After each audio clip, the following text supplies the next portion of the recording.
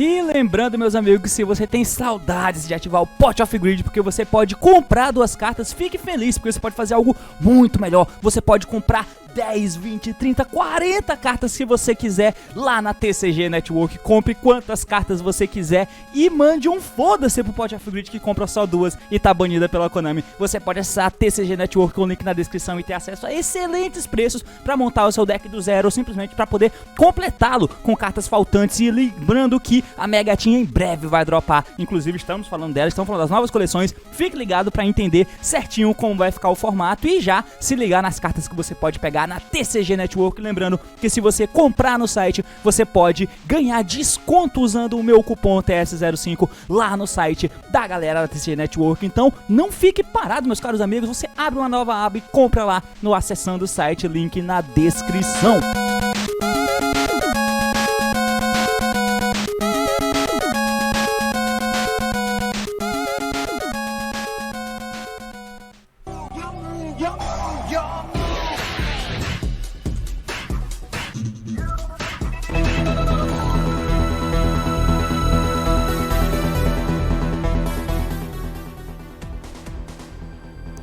Fala aí galera, eu sou o T e o final chegou, o final do ano pelo menos, porque o metagame só tá começando. E bem, meus amigos, estou aqui para trazer um vídeo para vocês falando sobre como tá o metagame nesse momento atual e qual é o posicionamento aproximado dos decks que estão jogando no Yu-Gi-Oh! Desse formato. Então a ideia é trazer mais ou menos como se fosse a porra de uma tier list. Na verdade não é uma tier list, é só pra falar dos decks que estão jogando no momento, tá? Eu não gosto de chamar exatamente de tier list, mas a ideia é falar um pouquinho dos decks e o porquê que eles estão colocados nesse momento. É claro que o Yu-Gi-Oh! É um jogo completamente mutável, está apertado pra caralho na minha cabeça, mas enfim, é um jogo completamente mutável e dependendo do giro do metagame, das decks que estão em alta e do que tá em baixa, o jogo muda, porque todos os decks são fortes o suficiente pra serem tier 1. O grande problema é a questão de ação e reação do jogo, o que está em alta e o que não está. E isso basicamente define quais são os melhores decks em detrimento de outros, pelo menos nesse momento. O assunto de hoje basicamente é esse, então partiu. Vamos tentar entender um pouquinho da dinâmica do metagame atual. Vamos lá!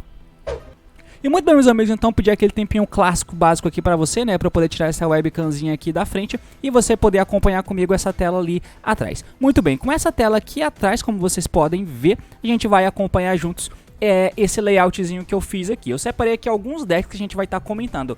Eu sei que você vai comentar, mas tem o meu deck, o deck que eu gosto, eu quero que você fale. Vai te fuder, maluco. Eu só vou falar desses que estão aqui, tá? Que são os que são minimamente relevantes e eu ainda coloquei algumas coisas que não são relevantes, tá? A ideia não é falar de 200 decks, só pra poder fazer cócegas no seu ouvido porque você quer ouvir. Não, é pra falar dos decks que estão no competitivo, tá bom? Então, dito isso, vamos tentar entender um pouquinho aqui. Eu não sei exatamente qual que é a porra do tier que eu vou colocar aqui, mas, obviamente, vamos começar pelos melhores decks. E um dos melhores decks, obviamente, tem algumas coisas que é... Oh, meu Deus, Capitão Obvious falando, mas é só pra deixar registrado. O primeiro que eu quero falar sobre aqui, obviamente, é esse queridão aqui, né? O Lady Lusk, não preciso nem dizer. Isso aqui não é tier 0 não, tá, galera? Isso aqui vai ser o tier 1, digamos assim, tá? Porque não tem tier 0 no momento do jogo. Então, o primeiro que eu quero falar sobre é o Lady Lusk. O Lady Lusk, ele é um dos melhores decks melhores colocados no momento, porque apesar de ser um deck que toma o rage das coisas que estão sendo utilizadas hoje em dia no metagame, como por exemplo, quais são as principais cartas que são usadas contra esse deck, e muito do fato dessas cartas estarem populares está atrelado ao Lady Lusk, só que isso não impede que o deck seja um dos mais relevantes, por isso que ele é legal, porque ele é um deck que é resiliente contra o rage que usam contra ele. Por exemplo, o draw é uma coisa muito presente que você vai usar contra o Lady Lusk, só que a engine de Lady Lusk coloca tantos summons na mesa que você vai passar invariavelmente, no mínimo, com o Apex e dependendo do que você fez, um Tri-Brigadezinho na mesa. Então isso é legal, que numa jogada que faria você passar o turno, você vai passar com 1, 2 interações pelo menos. Isso é interessante, tá ligado? E aí tem algumas formas de você tentar driblar um pouquinho o draw, enfim. Tem algumas coisas que dá pra ser feita. Uma outra coisa é que, como o Lady Lusk, ele é um deck que coloca um monte de coisa na mesa e tem algumas coisas aí que não tinham nos formatos anteriores, por exemplo, que era Omni Negate sendo colocado na mesa, o Lady Lusk consegue colocar, porque você usa a engine de Apex, inclusive, ele se apoia muito na engine do Tri-Brigade também, o Tri-Brigade te ajuda muito, então você usa, basicamente o deck de Bird Up, né, que é o Lady Lusk com o Tri-Brigade. O Lady Lusk puro é bem pior. O com o Tri-Brigade é bem completo, porque além de ter espaço pra tech, você tem espaço pra fazer jogadas explosivas explosivas, que é uma coisa muito relevante nesse formato, além de quebrar campos. Poucos decks têm o potencial de quebrar campo com uma capacidade tão boa quanto esse deck, porque são camadas e várias camadas de jogada. Com certeza é o melhor deck nesse sentido, e que melhor consegue jogar em volta de algumas coisinhas ali. Então, no caso, o que eu tava falando, cara? Os Tree Brigade você usa nesse deck, né? Então, detalhe, como ele é um deck que coloca muitas coisas na mesa, você precisa usar a engine Tree Brigade pra te ajudar, né? Pra te dar um apoio, porque a engine sozinha é um pouco fraca pra várias coisas que a engine com Tree Brigade te apoia. E aí, além disso, né? O Draw, por exemplo, é uma coisa muito fraca. Enfim, aí além disso, você coloca Omni Negate na mesa e basicamente você interage com muita da tua board que tá ali. Claro, são jogadas que você constrói ali com tipo, você começa construindo com tipo 2 cartas, mas claro que pra poder fazer a jogada full, você vai gastar 3, 4 cartas pra fazer essa play no processo. Mas como teu deck cabe tech, é muito provável que você tenha pelo menos uma techzinha na tua mão, até porque você compra com FRG e tipo, enfim. Mas dito isso, é uma coisa que é muito presente nesse metagame, era um que estava muito presente no início, mas agora tá um pouco menos, mas ainda é presente, é cartas de blowout como o Dark Ruler e o Dropless, que são os mais populares hoje em dia. Além de um Zivlin, que você ainda toma com decks como o Sword Soul. Nesse ponto, e além dos Mishkmine, o Mishkmine cresceu muito em popularidade, tá muito popularidade, e aí nesse ponto de vista, cartas que seriam feitas pra quebrar o teu campo, que é um campo inquebrável, você tem uma ferramenta muito boa que é a Oath, tá ligado? Que você constrói com a engine de Tree Brigade. Então, o deck, ele é muito bom, porque ele tem boas jogadas, ele consegue ter resiliência, ele consegue passar bem por cima do hate das coisas, seja com hand trap, né, do hate de hand trap via draw, ou seja com o hate via blowouts, que você tem a Oath. Então o deck ele é muito versátil mesmo, e é bom o suficiente indo segundo, porque além de tudo ele tem espaço para usar attacks. Então esse deck é de longe um dos melhores que estão jogando no momento, por isso que ele é um tier 1 muito sólido. Agora que eu falei um pouquinho dele, a gente vai tentar falar um pouquinho de mais decks, porque se eu passar muito tempo falando só de um deck, a gente vai passar a noite toda aqui. Partiu! Próximo deck que eu quero estar falando um pouquinho sobre é do nosso queridão aqui, o Phantom Knight. O Phantom Knight, ele ainda é um tier 1, tá? Mas muito por utilização. Eu acho que, assim, é difícil. Esse metagame tá muito complicado mesmo. O Phantom Knight eu ainda vejo como um deck com boas qualidades, boas propriedades.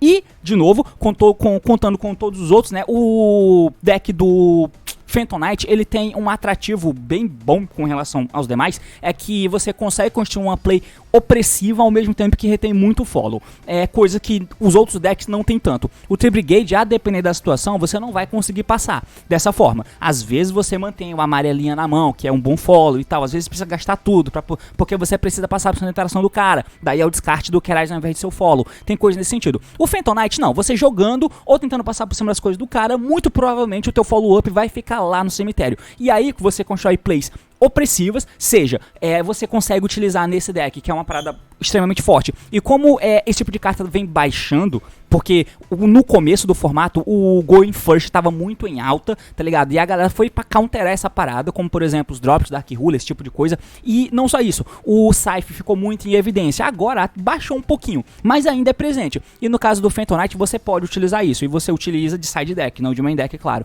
Então você tem o Going First ainda, é muito opressor, muito opressivo. Você vai primeiro, a chance de você ganhar é extremamente alta, o deck é extremamente consistente, o espaço pra tech não é tão manobrável assim quanto as pessoas acham que é, mas ainda assim ele é um deck bem resiliente dependendo do deck build que você toma. E tem capacidade de usar a engine de Phoenix e Force, que é a engine mais popular do jogo, enfim, o Draw 2 desse deck também é absurdamente covarde, então enfim, ele tem muitas características. Outra característica muito boa que ele tem é de, se a tua jogada não passa, você não passa full, pelo menos, você pelo menos tem o apoio da engine pra passar interagindo via Spell Trap, que é uma coisa boa de se ter, de você não apostar tudo só na mesa que você forma, se defender através de Spell e Traps, já que o teu deck não tem capacidade de interagir via attacks, é uma coisa muito relevante. E mesmo que a tua play não passe full, de alguma forma, você vai sim ter a forma de ter ali um Fog Bladezinho pra poder interagir com o cara, tá? E isso é legal, ao mesmo tempo que retém follow, porque Fog Blade com Bardiche que foi negado já é follow se você não morre, tá ligado? Então,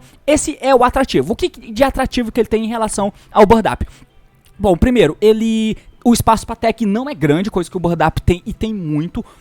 mas você tem, você consegue usar o Enforcer, coisa que o Bird Up não consegue mesmo porque conflita, tá, com as paradas que tem lá. E também você retém muito follow no cemitério. Isso é muito bom, além do follow-up do Enforcer. E as camadas de play também são muito boas. É muita camada de play que o teu deck tem. Sem falar que o drop é absurdamente absurdo, claro, assim como no deck de Bird Up também. Então, a minha principal diferença com o Phantom Knight, que ainda mantém ele em Tier 1, é essa. Apesar de ser um deck que não tem espaço pra tech, mas você consegue utilizar cartas de Blue Watch pra quebrar campo. E se você vai primeiro, você ganha de muita gente, tá ligado? Enquanto retém o follow-upzão lá no cemitério e é muito agressiva a tua volta. Porque pro cara quebrar o teu campo, às vezes ele precisa abrir mão de alguma coisa e não é suficiente pra te matar. Até porque você interage não só com os monstros, mas também com os Spell Traps. Então é complicado. E aí o deck de Phantom Knight ainda se mantém no Tier 1 de maneira muito sólida por causa disso. É um deck muito competente no formato. Partiu próximo deck. Próximo deck eu ainda vejo dentro de Tier 1, que eu ainda enxergo dessa forma, é o Invoked, tá? Mas o Invoked com a Engine Hero, o Invoked Dogma Hero. Com a Engine Dogma e o Hero, o Invoked melhora exponencialmente em relação à pré-Burst of Destiny, porque você precisava usar Shadow. Sem o Shadow, o teu deck fica muito mais slim e você tem espaço para utilizar techs, muitas techs. Você tem espaço para utilizar tipo 12 techs, que é mais ou menos a mesma quantidade de tech que o deck de Bird Up usa. Além de você usar, claro, o Prosperity e todas as cartas explosivas, que é o Phoenix Enforcer, a jogada de Aleister e a jogada de Dogma, que são muito boas, enquanto tem a jogada de Winda também. E a Winda, o fato de você ter Winda prejudica muita gente e faz com que muita gente seja obrigada a ter o ult contra você. Enquanto você joga, tranquilo, tá ligado? Você faz a tua jogada, você tem a Engine de Dogma, você faz a tua jogada e se o cara não tiver ult pra Winda, ele perdeu, simplesmente perdeu. E isso é muito forte de se ter no teu deck, tá? Você é um deck que tem a tua jogada são boas, simplesmente fazer Mechaba Enforcer é bom, tá? E se o cara não interage com você, você passa com Winda, e se o cara não tem uma paradinha lá, mano, você ganhou o jogo, porque sim. Porque não é todo deck que tem ult, tem alguns decks que se fodem muito, e o fato de ter Winda no formato afasta uma galera. E o deck de Aleister ele tem essa propriedade, tá? Outra propriedade que ele tem é que ele interage muito bem com as jogadas de Enforcer, então a interação do deck de Aleister usando Enforcer com qualquer outro deck usando Enforcer é muito melhor pro deck de Aleister, certo? E sem falar que ele constrói play com pouquinha carta, ele tem espaço para usar muita techs e ao mesmo tempo é extremamente agressivo. O fato dele ter esse swingzinho de, dependendo de em que estágio do jogo você esteja, ele é agressivo ou controle, faz dele ser um deck muito legal. Muito legal mesmo. E o fato de ele dar bem com Phoenix Enforcer melhora exponencialmente o deck, não preciso nem dizer. Então, pelo fato de ele ter muito espaço para tech, enquanto faz caber todas as cartas que você precisa para jogar, isso é bem interessante no deck de Aleister, porque ao mesmo tempo em que você tem espaço para usar tech via Hand Trap, você pode usar tech de alto impacto, como o Draw e Nibiru, não é obrigado a ficar usando Hand Trapzinha de 1 para 1, como alguns outros decks precisam, como o Sky, por exemplo, e ao mesmo tempo, você tem espaço, se você for segundo, é claro, você pode utilizar cartas muito voltadas a alguns second, e ainda assim você vai oprimir, porque se você usa coisas como Dark Ruler, você pode voltar de Winda, não mesmo que não mate o cara, e se você usa coisas como Drop, você tem o potencial de matar o cara, porque você tem um Purgatril, e isso é absurdo. Então, o deck de Invoked é um deck muito interessante mesmo no formato, e o fato dele estar aqui sendo um deck interessante, porque ele é muito bom contra Enforcer, a Wind é boa contra a porra desse deck aqui, né, apesar desse deck ter muita tech, e no caso, as 3 engines que você usa, elas são muito fortes mesmo. O Prosperity é uma carta muito boa. Enfim, o deck de Invoked é muito interessante nesse momento atual do formato. E eu coloco ele aqui como sendo um Tier 1. Tem gente que usa ainda a carta como o Small World. E o Small World faz o teu Going First ser muito melhor, né? Somar a tudo isso pelo fato de você poder usar cartas de alto impacto e aumenta a consistência, né? Mas eu acho que não precisa. Mas enfim, esse é mais um deck que eu acho que tá aí. E alguns decks vão ficar mais embaixo no jogo devido à existência desse deck que tá ali. Então partiu o último deckzinho que eu acho que tá ali em cima entre o Tier 1. O último deck que eu acho que tá aqui colocado no Tier 1 é esse amigão aqui, né, o Sword Soul. O Sword Soul é um deck bem colocado, tá? Bem colocado também, hoje no Tier 1 de maneira bem sólida. Por quê? O que ele tem de diferente em relação a, por exemplo, o Phantom Knight? Diferente do Phantom Knight, o Phantom Knight ele retém follow-up, tá? Enquanto faz a play dele passar ou enquanto ele tá tentando jogar. Esse deck aqui não faz. Esse deck não faz. Mas ele tem uma parada diferente desse deck aqui, por exemplo, que apesar do Bird Up, né? Apesar do Bird Up ser bem consistente e resiliente, o Sword Soul também é consistente. Resiliente, consistente, ele também é. A diferença do Phantom Knight, por exemplo, né? É uma diferença boa que o Phantom Knight e o Sword Soul tem em relação ao Bird Up. Tudo bem que o Bird Up consegue driblar isso, né? Mas enfim, você consegue interagir além da interação via monstro, que é o FTKzinho que você tenta dar. Só que isso é teoricamente fácil do cara tentar te hatear, claro que não é uma parada muito simples de você quebrar as mesas e ficar apostando nessa abordagem. Óbvio que não, mas você tem um apoio extra, você tem os Fog Blade aqui e você tem a Blackout aqui. Esse deck não tem nada nesse sentido.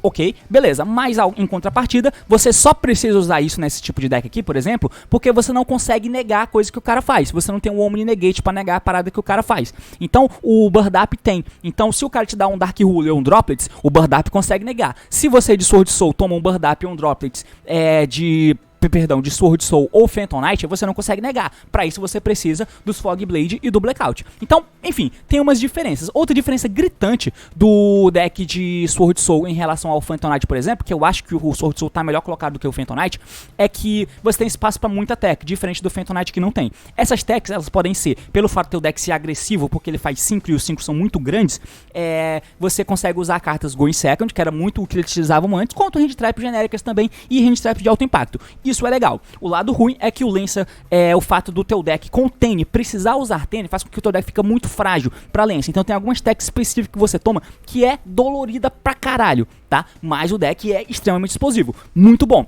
E cabe muita tech, que podem ser tanto Hand Traps quanto podem ser defesas, né? Isso é muito interessante. O fato de você caber esse tipo de tech faz com que você não fique extremamente vendido para decks como Invoked, por exemplo. Apesar de que, se você tomar...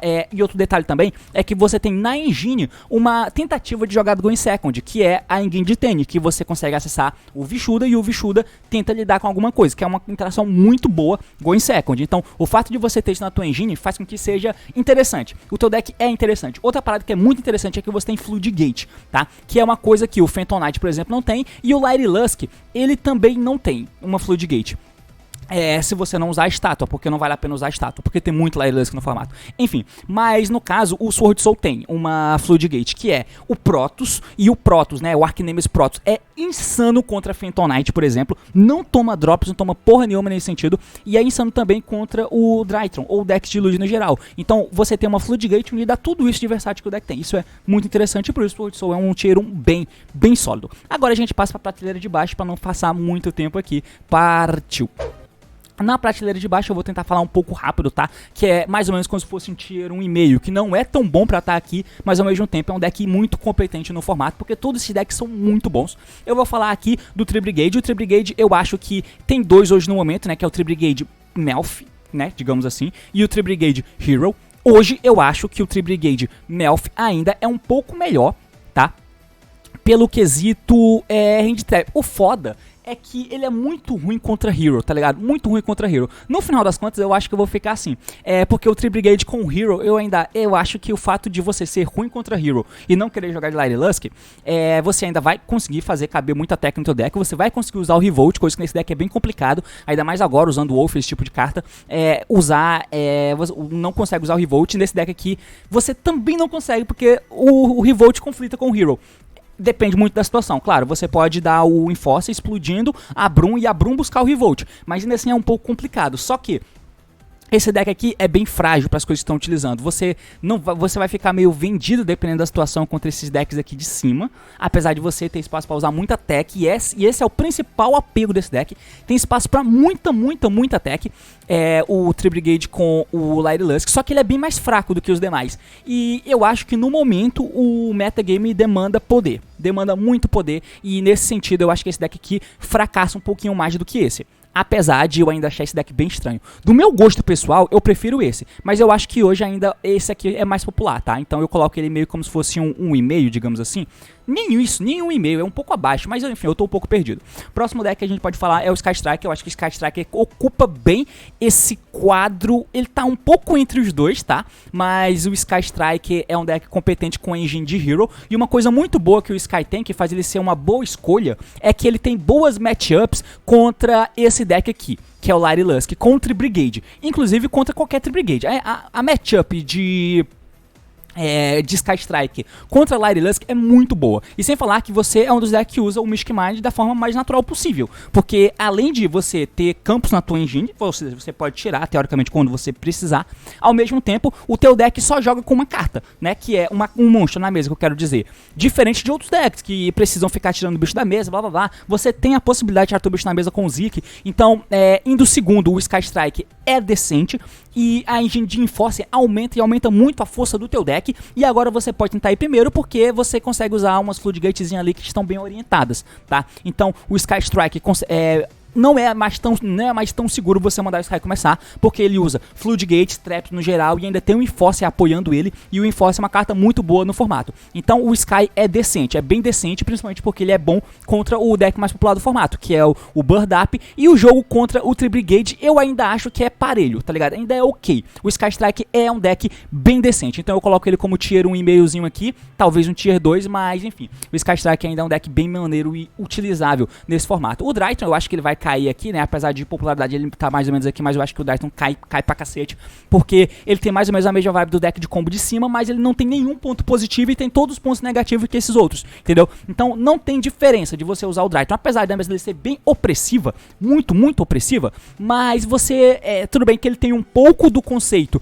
do Phantom Knight, né? Que os follow-up ficam no cemitério, isso é bom, isso é bem bom. Você toma as paradas, né? Aqui que os decks de combo toma, beleza, e você não tem nem, você tem um mínimo backup por trás, que é o Heraldzinho descartando, ou você tenta usar o Megalith, enfim.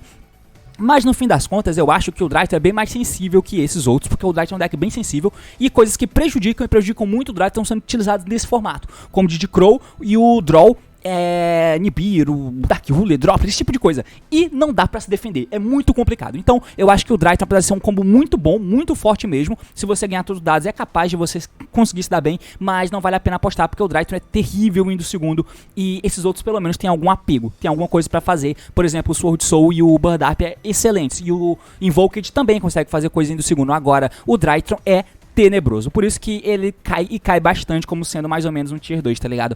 Próximo deck a gente pode colocar aqui na conta dessa prateleira de cima como sendo tier 2 / tier 1,5, pelo menos do meu ponto de vista. O VW ele cai bastante, eu acho. Eu vou fazer um vídeo especificamente sobre isso, porque Lancia, Draw e Nibiru são muito populares no formato atual, e isso são e além do Gama, óbvio, e são as hand traps que pegam o Drytron. Tem alguns decks que estão voltando a tentar usar Veiler, Ash, Impermanence, hand traps em mais de 1 para 1, coisa que o VW toma muito pouco, mas o fato de o Draw e o Lance estarem muito em popularidade, principalmente por causa dos decks que estão no tier 1, e ao mesmo tempo eles pegam o VW, faz com que seja complicado. Sem falar que o VW é inconsistente, você não consegue os utilizar em Green Splashable do Phoenix e Force, por exemplo, o deck continua sendo inconsistente, não tem como corrigir isso, apesar do deck ser forte, além de ser inconsciente, você toma um hate muito forte e meio que não tem incentivo de você usar essa merda, tá ligado? Não tem incentivo, e por isso ele cai bastante de tier nesse momento atual do Yu-Gi-Oh! É complicado jogar de VW, a menos que você goste muito do deck. Bom, seguindo,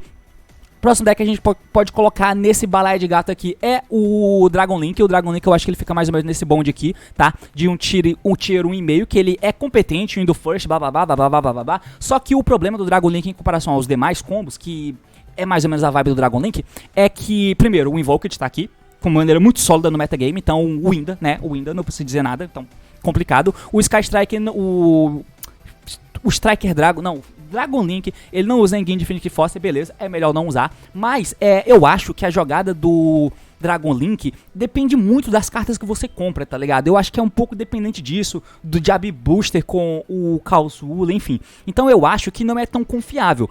Tem um pouquinho de variância, apesar de você conseguir usar attacks, mas de novo, você toma os Lancia, você toma umas paradas de maneira bem doloridinha, chatinha pra caralho, e aí você vai fazer o Seal? Vai. O Draw tá muito popular, você vai fazer o Seal? Vai. Mas, de novo, você não aguenta. Parece que o momento não é legal pro Dragon Link.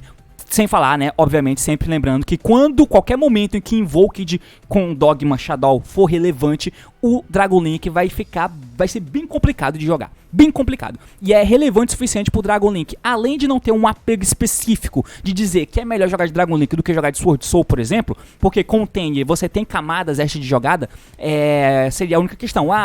Eu brinco de Sword Soul dando normal som dos meus bichos. Beleza, você joga de Dragon Link, que é um combo que cabe tech e ao mesmo tempo é resiliente. Mas não é esse o caso, então não tem o que justifique por isso, e além de tudo, você é fraquíssimo pra jogar contra Invoked, então eu acho que o Dragon Link fica aqui em cima em tier 1,5, e eu acho que é mais ou menos essas as opções mais óbvias. Agora a gente passa pra prateleira de baixo, porque tem muita gente nesse bonde partiu transição. Nesse bonde aqui de baixo tem muita coisa, por exemplo, aqui a gente pode colocar um tier como Foda-se, que no caso pode ter o Altergeist, esse deck aqui que não conseguiu vingar, o Elvish, ele tá mais ou menos aqui como um tier 1,5/tier 2, tá? Assim como o Ignister, que deve ficar como um roguezão, o Orkush fica como um roguezão, apesar de ter feito aquela parada, o Prankids hoje em dia é um roguezão, Sala também, Infernable, eu ainda coloco esse deck aqui como um roguezão, tá? O Flanderise, hoje. Quando chegar Spell Quick, ele vai ser um tier 1,5, quem sabe? Porque o deck vai ficar legal. Esse deck aqui é mais gosto meu mesmo, mas eu coloquei ele um pouquinho em cima. O Dino é mais um roguezão. Esse deck aqui é um Foda-se, mais esperando chegar a carta de... aquela... Esqueci, aquela fusão nova, né? Aquela fusão nova que eu esqueci o nome dela. Enfim, é mais ou menos esse o panorama do que eu imagino o metagame hoje em dia, tá, galera? Tier 1, Tier 1,5, digamos assim, Tier 2, roguezão e Foda-se, mas que são decks que ainda são fortes o suficiente para ser necessitados e estão por aqui. Mas enfim, deixa aí o teu comentário se você concorda, discorda, comenta o que achou, se gostou do vídeo, curte, se quer ver mais conteúdo assim, é claro, se inscreve. Então é isso aí, valeu, falou e até mais!